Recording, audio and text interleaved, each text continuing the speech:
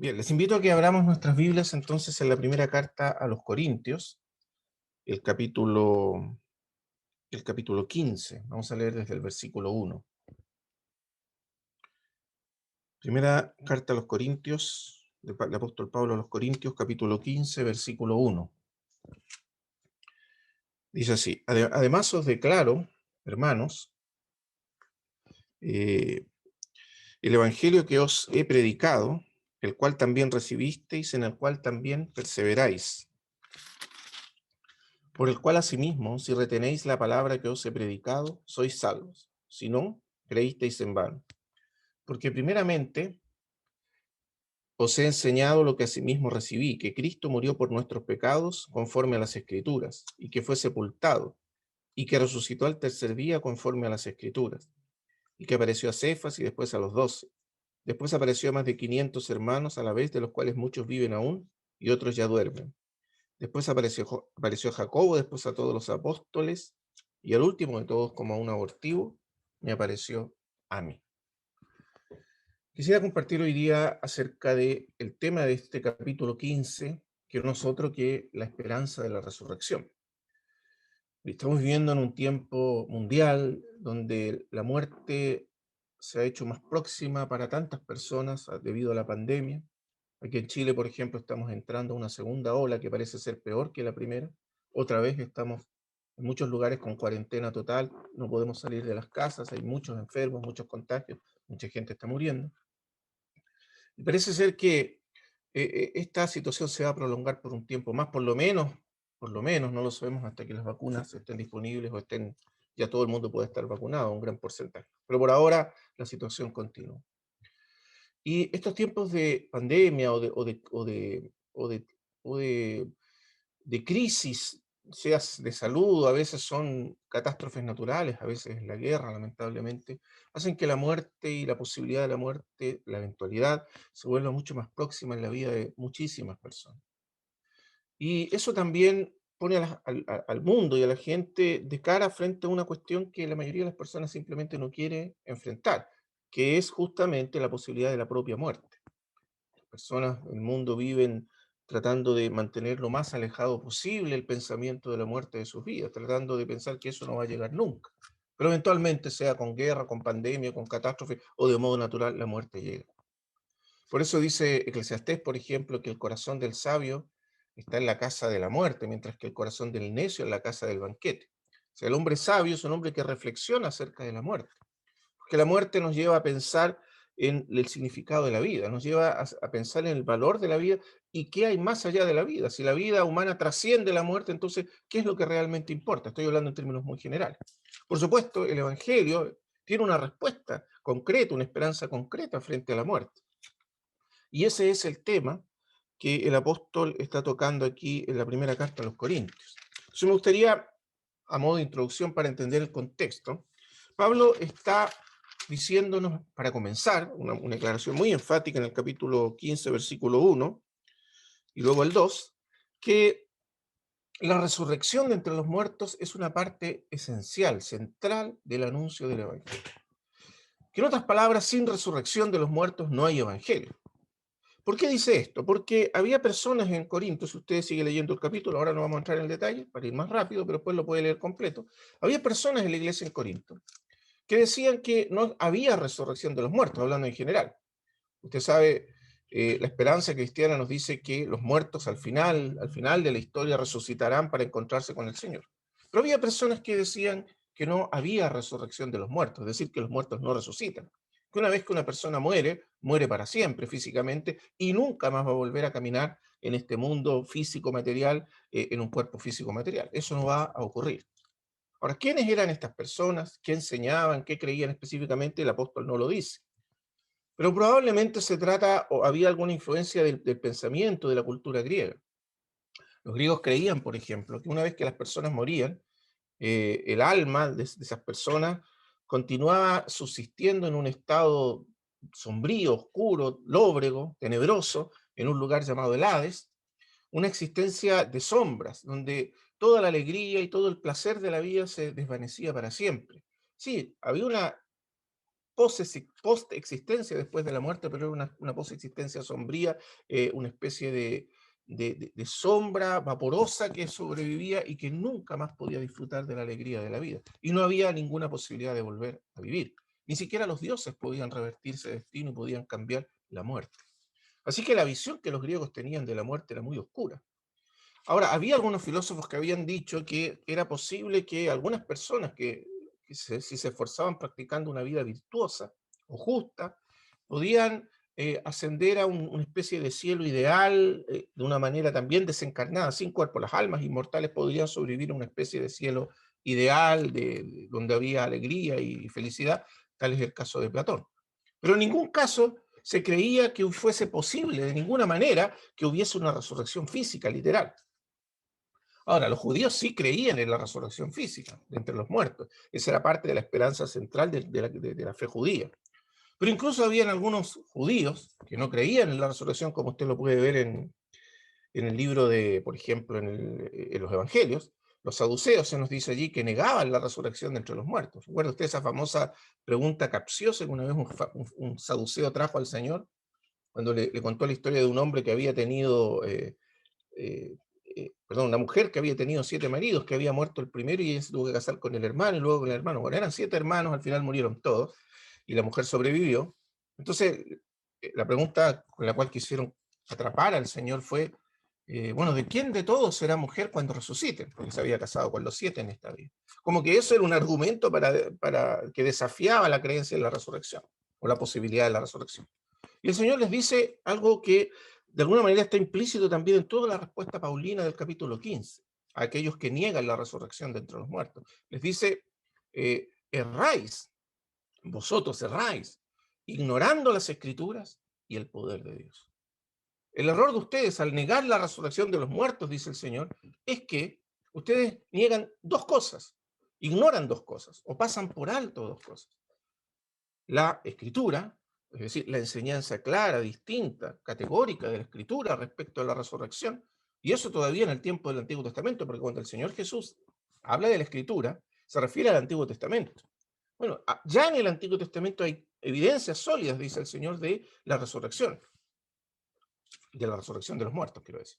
Y luego, por supuesto, el poder de Dios. Es decir, ¿qué cosa hay imposible para Dios? ¿Qué hay demasiado difícil para Dios? Resucitar a los muertos no es algo difícil para Dios. De manera que ustedes yerran ignorando las escrituras y el poder de Dios cuando niegan la resurrección. Ahora, ¿por qué los saduceos, que eran judíos, negaban la resurrección? Porque los saduceos eran la élite gobernante que se había secularizado, se había dejado influir por el pensamiento helénico griego.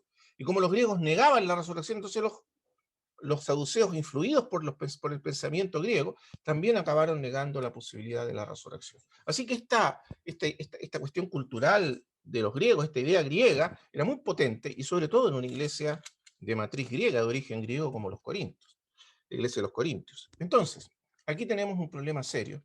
Hay personas que niegan la resurrección, pero curiosamente no niegan la vida futura, no niegan que que los cristianos son salvos, pueden seguir viviendo. Probablemente pensaban que las personas morían y luego iban a la presencia del Señor, al cielo, en un estado espiritual, las almas, ¿no? En la pura alma, y continuaban así existiendo por la eternidad en la presencia de Dios. Pero Pablo dice que esa creencia no tiene ningún sentido desde la perspectiva cristiana. Es más, fíjese lo que dice el 16, o perdón, el 14 primero. Y si Cristo no resucitó, dice Pablo, vana es entonces nuestra predicación, vana es también vuestra fe. Es decir, si no hay resurrección de los muertos, en general, si los muertos no resucitan, quiere decir que en particular Jesucristo tampoco pudo resucitar de entre los muertos, porque los muertos no resucitan. Ahora, si Cristo resucitó, evidentemente esa es la evidencia y la prueba de que todos los muertos resucitan y que Dios resucita a los muertos, porque resucitó a Jesucristo.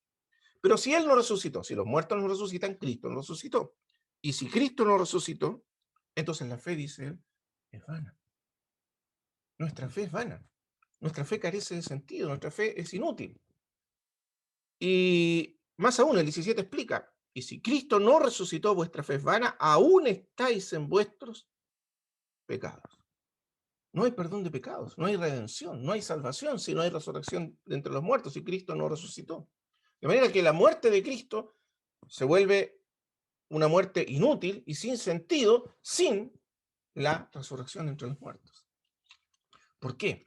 Porque la resurrección es el evento donde Dios prueba y demuestra al mundo entero, o como dice Pablo mismo en Hechos 17, da fe al mundo entero de que Él acepta la obra, acepta la muerte de Cristo, recibe esa muerte en sustitución de la nuestra y por lo tanto resucita a Cristo entre los muertos y a todos nosotros nos resucita, nos levanta, justificados en Cristo. Pero si Cristo no resucitó, entonces esa muerte no tiene poder para salvarnos ni redimirnos. Y más aún, el 19 dice, si en esta vida solamente esperamos en Cristo, somos los más dignos de conmiseración de todos los hombres. Es decir, la fe es vana, tenemos una fe vana. Nuestra fe en Cristo, nuestra fe cristiana sería vana si Cristo no resucitó y si no hay resurrección de los muertos a continuación. Luego, no hay perdón de los pecados. Y en tercer lugar, no solo eso, dice, somos los más dignos de lástima. Somos personas que daríamos pena si creyésemos solamente que Cristo y el Evangelio es para esta vida.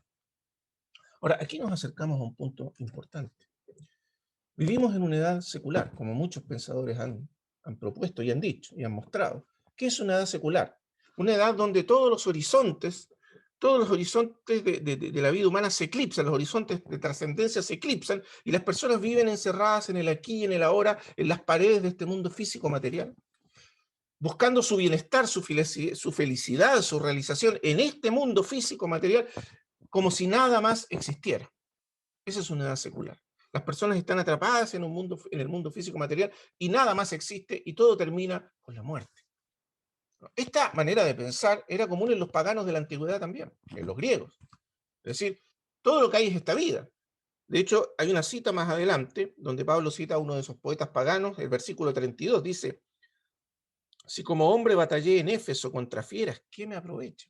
O sea, ¿de qué me sirve, dice, haber enfrentado la muerte, desafiado la muerte y haberme expuesto a la muerte, si los muertos no resucitan? Si los muertos no resucitan, comamos y bebamos. Esta es la idea pagana, que también es la idea del secularismo moderno, porque mañana moriremos. Claro, si la tumba es el fin de todo, si la vida termina en la tumba, entonces, ¿qué otra cosa queda que comer, divertirse, pasarlo bien, exprimir o sacarle el jugo a la vida? Porque luego nos vamos y desaparecemos, dejamos de existir para siempre. Ahora, Pablo dice, si nosotros los cristianos tenemos esta idea de que la vida que vale es esta y no hay más, entonces, y más encima, ponemos nuestra esperanza en el Evangelio, en una vida de santidad, de justicia, siguiendo al Señor, somos los más dignos de lástima de todos los hombres. Debiéramos estar haciendo, dice Pablo, como los paganos, que dicen comamos y bebamos, que mañana moriremos, o como las personas secularizadas del mundo moderno, que piensan exactamente de la misma manera y solo ven la vida en términos del bienestar físico, material y emocional del aquí y del ahora. Y por lo tanto viven obsesionadas con consumir, con gastar, con pasarlo bien, con divertirse, con ir para acá, con ir para allá, con construir casas, tener mejores autos. ¿Por qué? Porque esta es la única vida que realmente importa, porque no hay nada más después de esto. Pero Pablo dice que la resurrección de los muertos de Jesucristo y luego la nuestra es una negación completa y absoluta, es un no absoluto a esta manera secular y mundana de pensar. La muerte no es el fin, al contrario. Debido a la resurrección, la muerte ha cambiado absolutamente su significado para nosotros, los hijos de Dios. Entonces vamos a profundizar un poco en lo que Pablo nos quiere decir y nos dice en este capítulo sobre la resurrección y la importancia y la esperanza, la gigantesca puerta de esperanza que nos da a todos los hijos de Dios frente a la muerte y frente a la posibilidad o al hecho cierto y seguro de la muerte, a no ser que el Señor venga. Entonces veamos. Lo primero que nos dice es que la resurrección del Señor Jesucristo es la garantía de la resurrección de entre los muertos. En otras palabras, ¿cómo sabemos que hay resurrección entre los muertos? ¿Que resucitaremos al final? Porque Jesucristo resucitó de entre los muertos.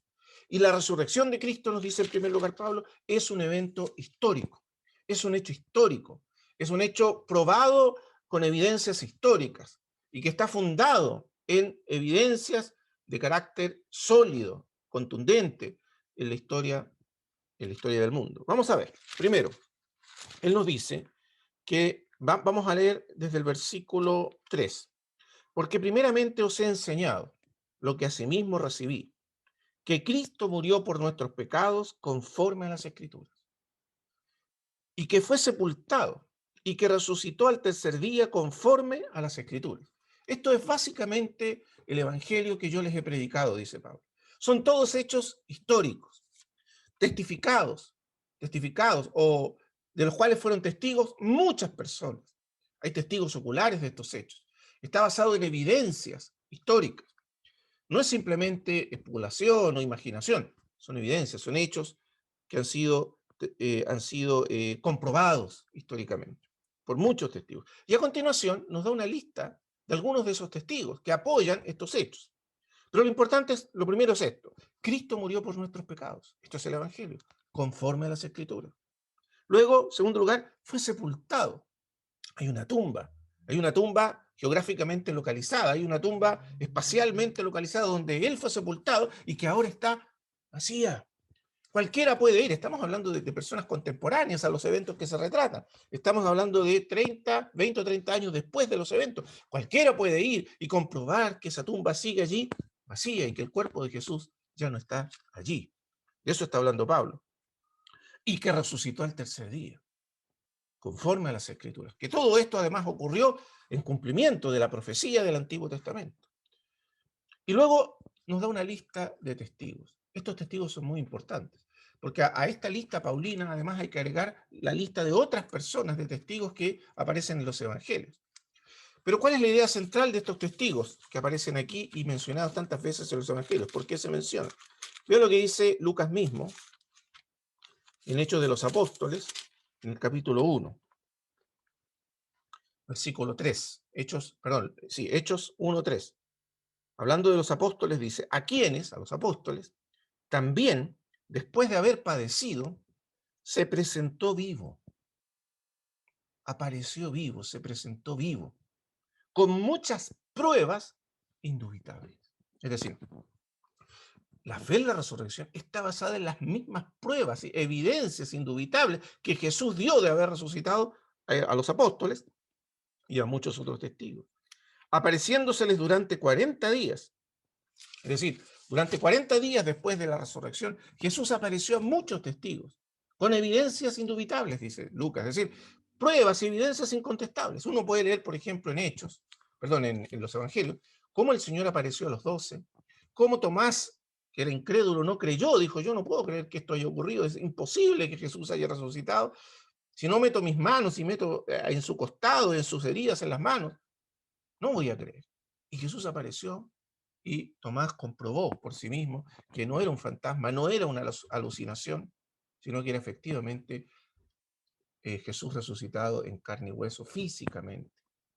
Lo mismo dice Pedro después en el capítulo 10 de Hechos, cuando dice: nosotros que comimos y bebimos con él después de la resurrección. Es decir, no, ¿cómo sabemos que no era una alucinación, que no era un fantasma, una visión?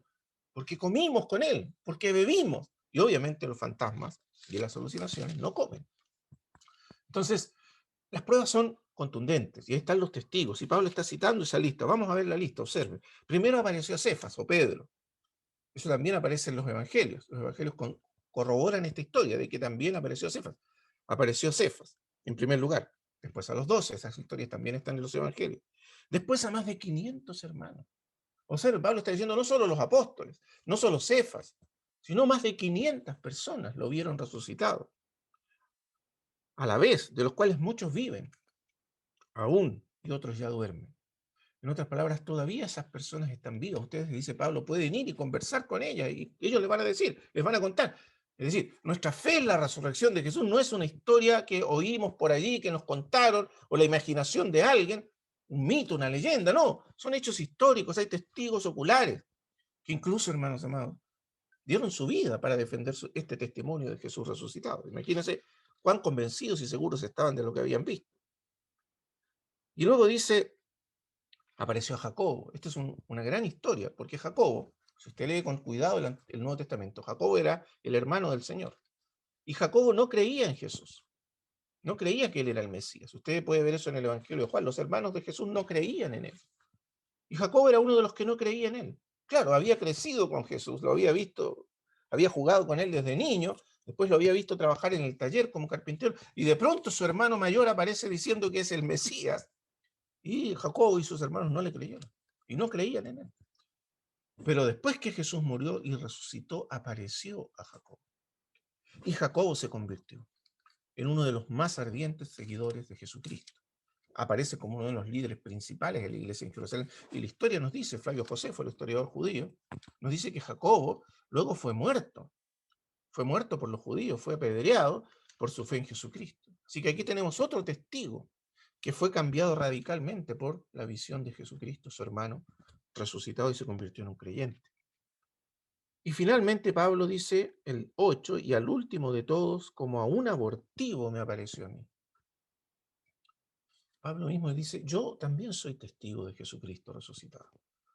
Lo que Pablo vio en el camino a Damasco, que está relatado en varios capítulos, de hecho, el capítulo 9 y otros capítulos, después más adelante, cuando él vuelve a contar su conversión ante el rey Agripa o ante el concilio, lo que Pablo vio en el camino a Damasco, esa luz brillante del cielo que lo derribó a tierra y lo dejó ciego, no fue una visión simplemente, fue una aparición real de Jesucristo resucitado. Él vio al Señor resucitado en el camino a Damasco. El Señor vino al encuentro de Pablo resucitado en gloria, y Pablo lo vio en las dimensiones del mundo físico material. Y por eso Pablo dice, yo fui el último en verlo resucitado. Apareció después al Señor. Perdón, a Pablo, el último de todos. Pero si usted vuelve al libro a los evangelios, va a encontrar otra enorme cantidad de testigos. Las mujeres, que fueron los primeros testigos de la resurrección, María Magdalena y otras mujeres. Va a encontrar a los discípulos que iban camino de Maús,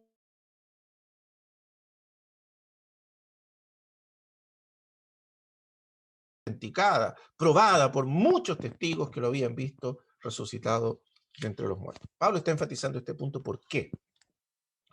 Para probar que Jesús efectivamente resucitó de entre los muertos. Entonces, la resurrección de los muertos, futura, de los creyentes, es un hecho seguro, es un hecho cierto, porque la resurrección de Jesús es la garantía de la futura resurrección de los muertos en Cristo. ¿Por qué? ¿Qué significa eso? ¿Por qué la resurrección de Jesús garantiza la resurrección futura de todos los que creen en Él? Vamos a ver, entonces, Pablo lo explica a partir del versículo 20. Dice, mas ahora Cristo ha resucitado de los muertos, primicias de los que durmieron es hecho. En otras palabras, ahora sí, sabiendo que Jesús resucitó, teniendo confianza absoluta en el hecho de su resurrección, dice Pablo, esto significa que Él es las primicias, el anticipo, que su resurrección anticipa con toda certeza la futura resurrección de todos los que murieron en Cristo. Las primicias son los primeros frutos. En el tiempo del Antiguo Testamento, el sacerdote tenía que salir a examinar en el tiempo de la cosecha, salir a examinar los campos. Y cuando veía que aparecían las primeras espigas y maduraban las primeras espigas, él debía cortar esas primeras espigas y ofrecerlas, mecerlas delante de Dios como una ofrenda. Esa era la ofrenda mecida de las primicias, y las primicias se ofrecían anticipando la cosecha total, la cosecha completa que venía a continuación. Pero cuando aparecían las primicias ya había seguridad, había certeza de que la cosecha vendría. De hecho, esa es la fiesta de Pentecostés, la fiesta de los primeros frutos, de las primicias. Entonces, las primicias anticipan la cosecha. Así también la resurrección de Cristo es el anticipo y la garantía de la futura resurrección de todos los que durmieron en Él. Y entonces, ¿por qué? Y aquí viene la explicación, versículo 21. Porque por cuanto la muerte entró por un hombre, también por un hombre la resurrección de entre los muertos. Porque así como en Adán todos mueren, ningún ser humano escapa a este destino, todos mueren en Adán, también en Cristo, todos serán vivificados. ¿Por qué la resurrección de Cristo es necesaria y ocurre para garantizar la resurrección de todos? Porque la muerte entró en el mundo por un hombre. Es decir, la muerte no es algo natural, no es algo que no es parte del diseño original de Dios para la humanidad, para el ser humano. Los hombres no fuimos creados para morir, fuimos creados para vivir eternamente en comunión con Dios. Es por eso que la idea de la muerte nos resulta tan repugnante, tan imposible de aceptar. Por eso para los seres humanos es imposible adecuarse a la idea de su propia muerte. Es cierto que hay filosofías que intentan de alguna manera decirle a los hombres que es un proceso natural. A veces escuchamos por ahí en esta idea otra vez secular o secularizada de que la muerte es parte del proceso de la vida, pero la verdad es que no hay manera de consolar a un ser humano respecto a su propia muerte o a la muerte de aquellos que aman. Porque morir significa dejar de existir para siempre en una visión secular.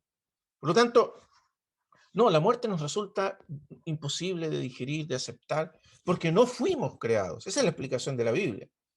Porque no fuimos creados para morir, sino que fuimos creados para vivir eternamente en comunión con Dios, en la presencia de Dios, en el mundo creado por Dios. Y por eso la muerte nos resulta tan imposible de digerir y aceptar. Pero la muerte entró en el mundo, dice la Escritura, por un hombre, por Adán, el primero. Y el pecado de Adán y la caída de Adán y la rebelión de Adán produjo que entrase la muerte como consecuencia del pecado. Y así como en Adán todos pecaron, así también dice Romanos, en Adán todos mueren. Así que la muerte, en primer lugar, es la consecuencia de la desobediencia y del pecado de Adán. Y el pecado trajo la muerte a a la naturaleza humana, y esa muerte que primero es espiritual, que primero es separación de Dios, termina consumándose en la disolución de nuestro cuerpo. Del polvo fuiste tomado y en polvo te convertirás. Esa es la sentencia de muerte que pesa sobre toda la raza humana por causa del pecado. Por lo tanto, así como por un hombre, dice Pablo, entró la muerte y la muerte contaminó a todos los hombres y todos mueren en ese hombre, así también ahora, dice Pablo, y esta es la gran buena nueva, esta es la noticia, este es el evangelio. Por un hombre entró la resurrección, es decir, entró ese poder que revierte todos los efectos de la caída y del pecado sobre nuestra naturaleza. Entró la resurrección por Cristo. Y entonces dice él, porque así como en Adán todos mueren, 22, también en Cristo todos serán vivificados. Pero hay un orden para esto, nos dice. Por supuesto, esto ocurre en un cierto orden. Y ese orden es el versículo 23, pero cada uno en su debido orden. Primero Cristo, las primicias. Es decir, en primer lugar es la resurrección de Cristo. Y luego los que son de Cristo en su venida. Entonces, hay dos etapas para la resurrección. Primero la resurrección de Cristo, que es las primicias de la resurrección y la garantía de la resurrección. Pero luego en su segunda venida, entonces todos los que son suyos resucitarán también juntamente con él. Ahora, ¿por qué tiene que pasar tanto tiempo? Preguntará alguien. ¿Por qué tiene que pasar todo este tiempo entre la resurrección de Cristo y la resurrección de todos los que mueren en él? Dios ha ordenado que sea así. Dios ha ordenado que tiene que ocurrir ese proceso. Y el 24 y el 25 Pablo lo responde esa pregunta. Luego el fin dice, cuando entregue el reino al Dios y Padre, cuando haya suprimido todo dominio, toda autoridad y potencia. Porque preciso es que él reine hasta que haya puesto a todos sus enemigos debajo de sus pies. Y el postrer enemigo que será destruido es la muerte. ¿Usted recuerda lo que dice Efesios capítulo 1, versículos 9 y 10? Que Dios nos dio a conocer el misterio de su voluntad según su beneplácito, el cual se había propuesto en sí mismo, el misterio eterno de su voluntad, que es reunir todas las cosas en Cristo, o someter bajo la autoridad de Cristo como cabeza todas las cosas. El pecado entró en el mundo, la rebelión entró en el mundo, primero con la caída de Satanás, o Lucifer, luego con la caída de Adán, y el pecado fracturó toda la creación. El pecado dañó la creación, el pecado esparció la creación. Es como una bomba que explotó en la creación y todo fue esparcido, fue separado, fue desintegrado, fue desarticulado. Pero Dios se ha propuesto reunir, recapitular, volver a someter todas las cosas bajo una sola cabeza que es Cristo y volver a ordenarlas, reordenarlas en el centro de su voluntad y su propósito eterno. Y revertir por medio de Cristo todos los efectos del pecado y la caída sobre la creación y particularmente en la naturaleza humana. Entonces el pecado produjo un efecto desintegrador en la creación y esa desintegración tiene su expresión final en la muerte, en la corrupción y en la muerte. Pero ahora Dios en Cristo está reinando hasta que todos sus enemigos sean sometidos debajo de sus pies. Y el postrer enemigo, el último en ser sometido completamente y anulado para siempre, dice Pablo, es la muerte. Dios ha establecido que la muerte sea ese último.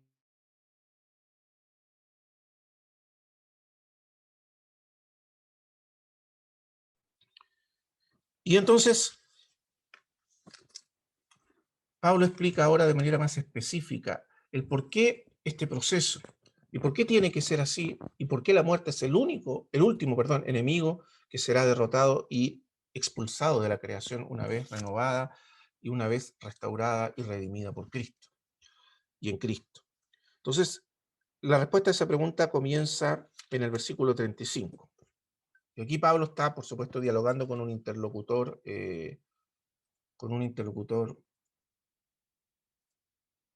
ficticio, que va haciendo preguntas, pero él va respondiendo las preguntas que se supone que las personas harían en este contexto. Fíjese el versículo 35. Pero dirá alguno, ¿cómo resucitarán los muertos?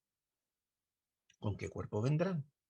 Fíjense que aquí Pablo está hablando con griegos, y los griegos eran extremadamente racionales y analíticos. Y una de las cosas que hacía que a los griegos les fuese difícil creer en la resurrección es que ellos decían, bueno, cuando el cuerpo muere, cuando una persona muere, su cuerpo es enterrado, se entierra en la tierra. Bueno, en el caso de los griegos muchas veces era simplemente incinerado, quemado, y se convierte en polvo, se convierte en ceniza. Y luego esa ceniza se mezcla con otras cenizas y al final ya no se sabe dónde está ese cuerpo, ya desapareció ese cuerpo para siempre. Entonces, si una persona muere, ¿con qué cuerpo vendrá? Si su cuerpo murió para siempre, ya no se puede reconstituir. Bueno, uno pudiera decir que Dios puede reconstituir un cuerpo humano como quiera, pero Pablo dice otra cosa. Pablo dice algo mucho más importante, mucho más profundo y más consolador para nosotros los hijos de Dios. Entonces dice la respuesta de Pablo: necio, lo que tú siembras no se vivifica si no muere antes. Ahora, Pablo aquí está un poco, no molesto, pero sí uno puede ver que está respondiendo con bastante dureza. Necio significa una persona sin comprensión, sin entendimiento. El que hace esta pregunta, dice Pablo, es un necio. Porque lo que tú siembras no se vivifica si no muere antes. Y lo que siembras no es el cuerpo que ha de salir, sino el grano desnudo, ya sea de trigo o de otro grano. En otras palabras, Pablo dice, la resurrección de los muertos es similar al proceso en que una persona o un labrador o agricultor siembra una semilla. Cuando tú siembras una semilla, dice Pablo, esa semilla cae en la tierra y muera metafóricamente en la tierra, se parte, se pudre y se parte en la tierra. Y lo que sale después, lo que se levanta de la tierra, no es el mismo grano, es otra cosa. Es una planta mucho más plena, más completa, es mucho más de lo que murió. Entonces Pablo dice, así también es la resurrección de entre los muertos. El cuerpo que es enterrado, que es puesto en la tierra, es depositado en la tierra, es como una semilla que es enterrada. Pero ese no es el cuerpo que va a salir en resurrección. Ese cuerpo termina su historia en la tierra. Recuerda que en la perspectiva cristiana, como Pablo lo aclara en otras partes, en 2 Corintios capítulos 5 y 6, por ejemplo, nos dice que el alma humana es preservada en la presencia del Señor cuando el cuerpo es enterrado. El alma va a estar con el Señor de manera provisoria, esperando el día de la resurrección.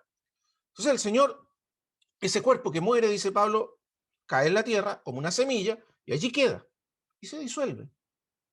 Pero lo que surge es otra cosa, mucho más plena, más completa, así como la planta que brota del interior de la semilla. Y ve el 38, pero Dios le da el cuerpo como él quiso y a cada semilla su propio cuerpo. Vamos a saltar hasta el 42. Así también entonces, así como la semilla, dice Pablo, que cae en la tierra y muere y se disuelve, pero luego de allí brota otra forma de vida, una planta, un árbol, algo mucho más pleno, más completo, cuya vida estaba encerrada en la semilla, pero una vez que la semilla se partió y murió, entonces frutó y se manifestó con toda su gloria y todo su esplendor. Así será también, dice la resurrección. En otras palabras, nosotros somos como semillas, eso es lo que está diciendo Pablo, nuestro cuerpo es como una semilla. Y cuando muere, lo que estamos haciendo, lo que Dios está haciendo, es enterrar esa semilla para que brote la vida que está en ella y se manifieste en toda su plenitud. Entonces, así también es la resurrección, de la misma manera que la semilla, dice Pablo, de la misma manera, es idéntico al proceso de la semilla. Se siembra en corrupción, resucitará en incorrupción. Se siembra en deshonra, resucitará en gloria. Se siembra en debilidad, resucitará en poder. Y Pablo está diciendo aquí que la vida que surge en resurrección, que el cuerpo que surge resucitado, es infinitamente superior, cualitativamente superior al cuerpo que fue enterrado. La vida de resurrección, hermanos amados y hermanas, no es la continuación de la misma vida física que vivíamos acá. Es una vida cualitativa infinitamente superior y más gloriosa y más poderosa que la que dejamos atrás en ese cuerpo que se entierra en la tierra, que yace en la tierra. No, es otra cosa, dice Pablo. Tratemos de ilustrarlo así. Usted recuerda la resurrección de Lázaro. Lázaro fue enterrado, estuvo allí 4 días enterrado, ya día, ya daba mal olor, dice la escritura, las hermanas le dicen a Jesús, pero Jesús lo llamó de la tumba, Lázaro, ven fuera, y Lázaro salió, resucitado. Pero Lázaro salió resucitado o vivificado para seguir viviendo la misma vida que vivía antes, con todas las limitaciones y estrecheces de la vida humana aquí en la tierra, en este cuerpo físico, que sigue el proceso inevitable de decadencia, deterioro, desgaste, envejecimiento, y finalmente Lázaro murió como morimos todos. De manera que esa resurrección de Lázaro no fue más que una vivificación de este mismo cuerpo, este cuerpo mortal. Pero Pablo, cuando habla de la resurrección de los muertos, no está hablando de la vivificación de este mismo cuerpo mortal, sino que está hablando de un cuerpo absolutamente diferente, superior en todo sentido a este cuerpo. Imagínense cómo Pablo describe este cuerpo, esta vida y este cuerpo físico aquí en la tierra. Pablo dice, es un cuerpo que se corrompe, se siembra en corrupción. Es un cuerpo que decae, se corrompe, se enferma, está sometido a la debilidad y al desgaste y a la corrupción. Y por más esfuerzo que hagamos, por más esfuerzo que pongamos, por más ejercicios y por más que nos cuidemos, y debemos hacerlo, ¿sí? Dentro del orden de Dios para esta vida, pero por más esfuerzo que hagamos, inevitablemente este cuerpo envejecerá, se enfermará, se corromperá y morirá. Está destinado a corromperse. Es un cuerpo corruptible y que se corrompe. Y eso afecta a todos los espacios de nuestra vida, afecta a nuestras emociones, nos afecta por completo. Además de eso, es un cuerpo que está todavía sometido a los hábitos pecaminosos. Es un cuerpo que constantemente se rebela contra la ley del espíritu de vida y contra la ley de Dios en el corazón, como dice Pablo en el capítulo 7 de Romanos. Veo otra ley en mis miembros, en este cuerpo, que se revela. No es que el cuerpo sea pecaminoso en sí o algo malo, pero está corrompido por los hábitos pecaminosos y se revela y continuará revelándose hasta el final de nuestra existencia. Se revela contra Dios, se revela, se opone a su voluntad. Entonces Pablo dice, yo golpeo mi cuerpo, lo pongo en servidumbre, lo obligo a servir a Dios por el poder del Espíritu Santo. Gracias a Dios por el poder vivificador del Espíritu Santo que nos permite someter nuestro cuerpo mortal a la voluntad de Dios. Pero es una batalla, es una lucha constante. En el cuerpo glorioso de resurrección, esa lucha habrá terminado para siempre. Nuestro cuerpo será para siempre un cuerpo que obedece plenamente a la ley del Espíritu de vida, sin ninguna oposición. Otro cuerpo completamente distinto a este, que no se corrompe más, ni por el pecado, ni por la enfermedad, ni por la debilidad. Luego dice, entonces, se siembra en corrupción, resucitará en incorrupción. Un cuerpo que no se corromperá jamás, que nunca decaerá, que nunca se debilitará, que nunca perderá fuerza, que nunca perderá energía, que nunca perderá vigor, que nunca se cansará. Un cuerpo con el cual serviremos a Dios eternamente. Qué maravilloso, hermanos amados. Fíjese de lo que está hablando el apóstol. Se siembra en deshonra. ¿Qué más deshonroso que contemplar la muerte cuando toma posesión de nuestro cuerpo, la enfermedad de la muerte? Los más vigorosos, los más fuertes se debilitan. A veces pierden sus capacidades mentales, capacidades físicas. ¿Quién nos ha parado impotente frente a la tumba de un ser querido y ha visto los efectos devastadores de la muerte?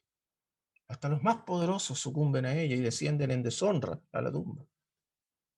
Enfermos, debilitados, algunos hasta pierden sus facultades mentales.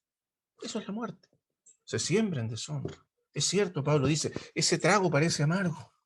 Cuando vemos la corrupción, los efectos de la muerte en nuestro cuerpo, que se corrompe, cuando vemos los efectos de la muerte en la deshonra con la que la muerte nos humilla y nos pone en la tumba, por supuesto que eso es difícil de soportar. Pero, Pablo dice, nuestra esperanza es segura, que se siembra en deshonra, pero no termina allí. La historia no termina allí. Al contrario, esa siembra es una siembra. Así como el labrador, cuando siembra, tiene la absoluta certeza de que la siembra producirá una cosecha, así también los creyentes, dice Pablo, debemos estar absolutamente seguros que la siembra de nuestro cuerpo producirá la cosecha de la resurrección, llevará a la resurrección, inevitablemente. ¿Cómo sabe eso el labrador? Porque lo he visto ocurrir muchas veces. Porque ha sembrado la semilla muchas veces y todas las veces que sembró ha visto brotar la semilla de la tierra. ¿Cómo sabemos nosotros los creyentes que eso ocurrirá? Pablo dice, porque hemos visto que Cristo resucitó de entre los muertos. Y si Cristo resucitó, esa es la garantía de que nuestro cuerpo sembrado en deshonra, en debilidad y en corrupción, resucitará incorruptible, en gloria y en poder.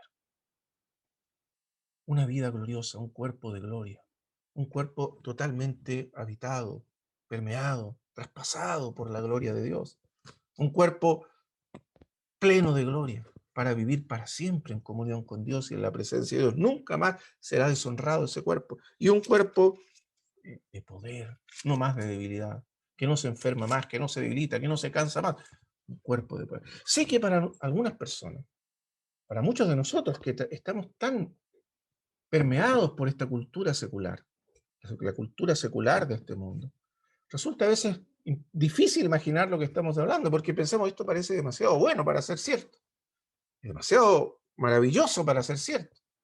Pero esto es lo que Dios ha prometido a los hijos de Dios, lo que Dios ha garantizado a sus hijos con la resurrección de Jesucristo.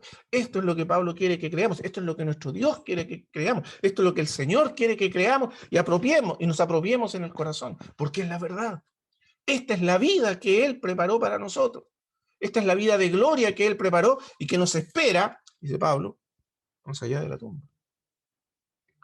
Se siembra cuerpo animal, 44, resucita cuerpo espiritual. Claro, el primer cuerpo, dice él, es un cuerpo animal, que tiene que comer, que tiene que alimentarse, que tiene que, en fin, tiene que, ¿no es cierto?, seguir todos los procesos de alimentación y de sobrevivencia, tiene que cuidarse del frío, del calor, etcétera, como cualquier cuerpo animal, como cualquier ser vivo o animal de este mundo. En ese sentido somos iguales a los animales de este mundo. Pero el cuerpo que resucita, que nos dará el Señor en la resurrección, es un cuerpo espiritual.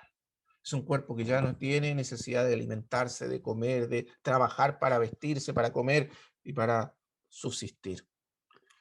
45. Así también este escrito fue hecho el primer hombre, Adán, alma viviente. El postrer Adán, espíritu vivificante. Mas lo espiritual no es primero, sino lo animal, luego lo espiritual. El primer hombre es de la tierra, terrenal. El segundo hombre, que es el Señor, es del cielo. ¿Cuál el terrenal?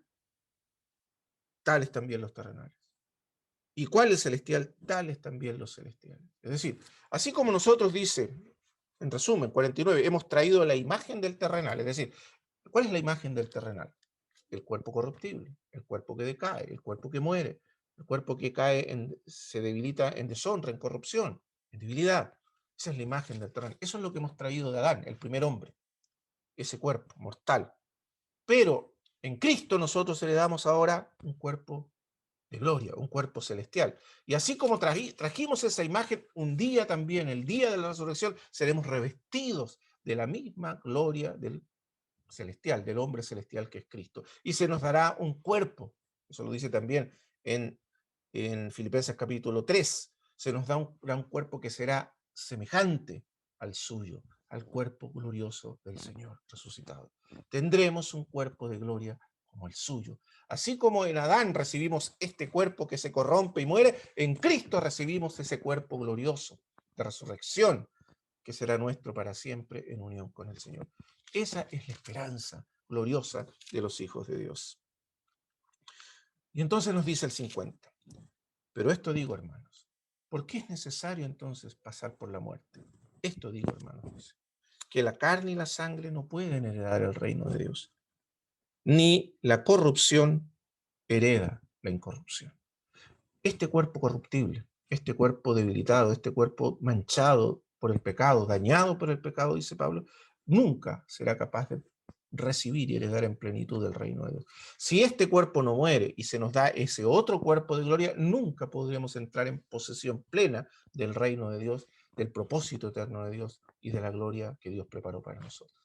Por eso es necesario pasar por la muerte, porque a través de la muerte entramos en posesión de ese cuerpo de gloria que ahora sí nos capacitará para vivir perfectamente en el reino de Dios y en la gloria de Dios.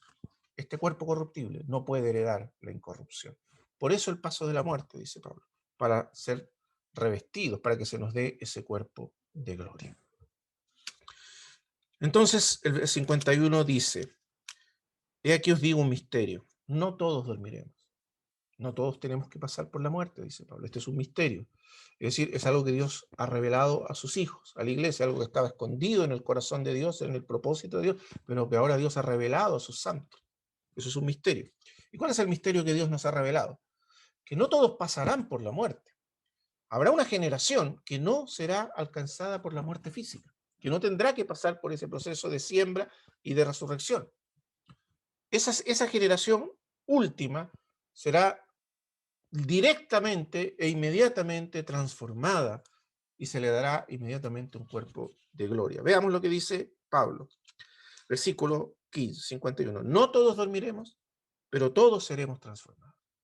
Es decir, tanto los que mueren como los que estén vivos para cuando venga el Señor, todavía necesitan esa transformación de su cuerpo. Porque este cuerpo, así como es, no puede heredar el reino de Dios.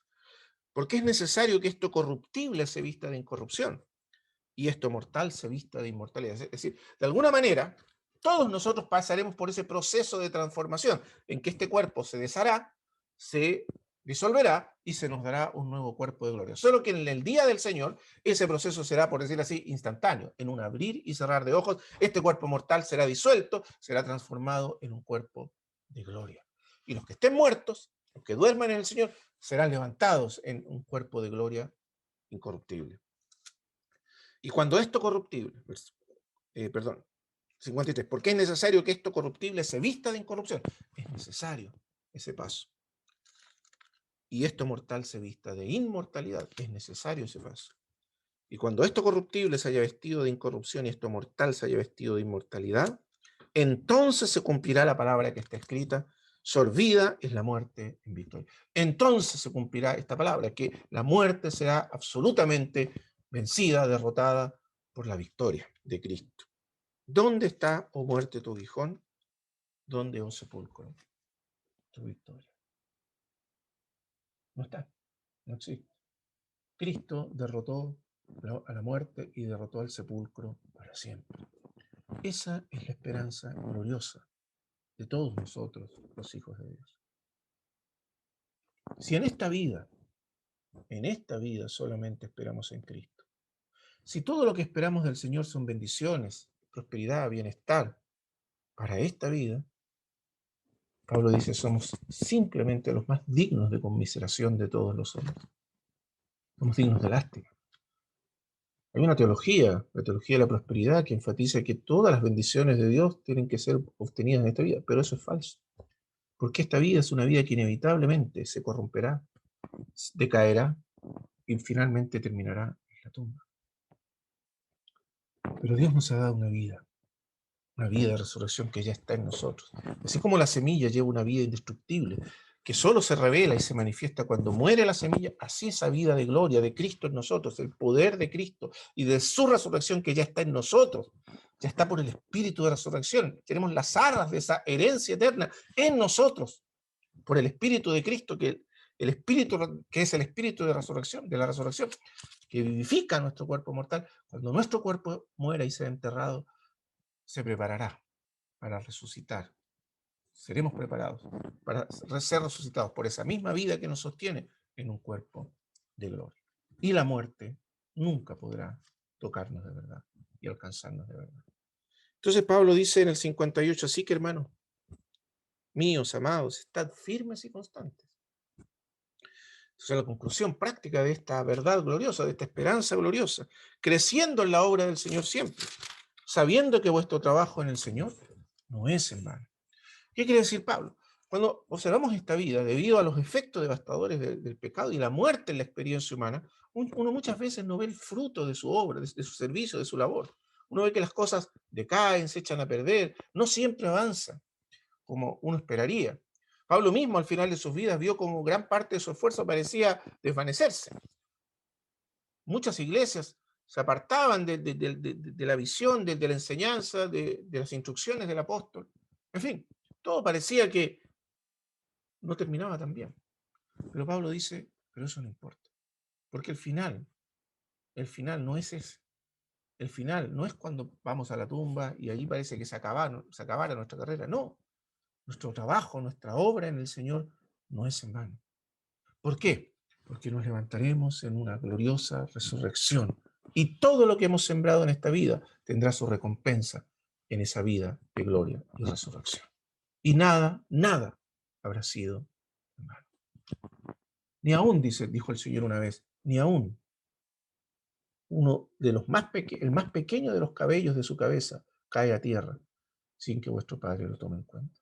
Porque aún los cabellos de vuestra cabeza están contados. En otras palabras, nada se perderá, nada será en vano. Todo volverá y será recibido de vuelta en una gloriosa vida de resurrección. Hermanos amados, esa es la esperanza de todos los hijos de Dios.